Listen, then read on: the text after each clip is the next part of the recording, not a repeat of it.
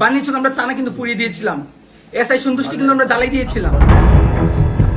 ঠিক আছে, থানার ভেতর দাঁড়িয়ে পুলিশের সঙ্গে বাকবিতণ্ডা, আর সেখানেই উচ্চারিত হয় এমন একটি বাক্য যা মুহূর্তেই ছড়িয়ে পড়ে সামাজিক যোগাযোগ মাধ্যমে। থানা কিন্তু আমরা পুড়িয়েছিলাম, এসআইকেও জ্বালাই দিয়েছিলাম। এই বক্তব্য ঘিরে এখন উত্তাল হবিগঞ্জের শায়েস্তাগঞ্জ। নিষিদ্ধ ঘোষিত ছাত্রলীগের সঙ্গে সম্পৃক্ততার অভিযোগে ছাত্রনেতা এনামুল হাসান ওরফে নয়নকে আটকের পর পরিস্থিতি দ্রুত পাল্টে যায়। মুক্তির দাবিতে বৈষম্য বিরোধী ছাত্র আন্দোলনের নেতাকর্মীরা শায়েস্তাগঞ্জ থানা ঘেরাও করলে চাপের মুখে পড়ে পুলিশ। থানার ভেতরে বৈষম্য বিরোধী ছাত্র আন্দোলনের সাধারণ সম্পাদক মাহাদি হাসানের সঙ্গে শায়েস্তাগঞ্জ থানার ওসি আবুল কালামের শুরু হয় উত্তপ্ত বাক্য বিনিময়। সেই সময় মাহাদি হাসানের মুখে উঠে আসে বানিয়াচং থানায় অগ্নিসংযোগ ও এক পুলিশ সদস্যকে পুড়িয়ে হত্যার প্রসঙ্গ।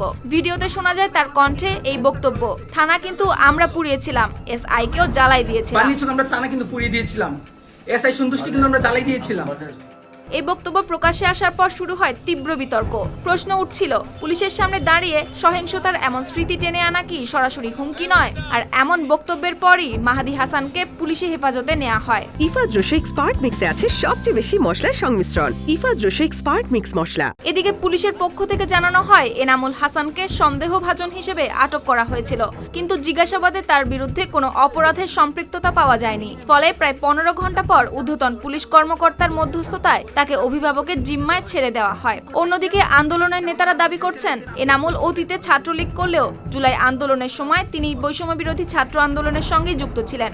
শুধুমাত্র অতীত রাজনৈতিক পরিচয়ের কারণে তাকে আটক করা অন্যায়। তবে থানা ঘেরাও, চাপের মুখে মুক্তি আর প্রকাশ্যে সহিংসতার প্রসঙ্গ তুলে ধরায় মাহাদিকে আটক করা হয়। তবু ভিডিওটি এখন ছড়িয়ে পড়েছে হাতে হাতে, আর সেই একটি মাত্র বাক্যই যেন পুরো ঘটনার প্রতীক হয়ে উঠেছে।